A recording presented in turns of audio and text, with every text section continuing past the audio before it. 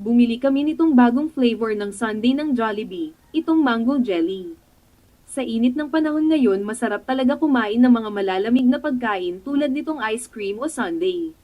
Since bagong flavor nga siya, kaya ito ang napili namin na itry. The usual vanilla sundae ng Jollibee na nilagyan ng bago nilang flavor topping syrup na mango jelly. Masarap naman siya at madaming small chunky na real mango fruit at yung jelly na parang nata de coco. Hindi naman siya sobrang matamis. Sakto lang. Overall, nagustuhan namin itong mango jelly ng Jollibee.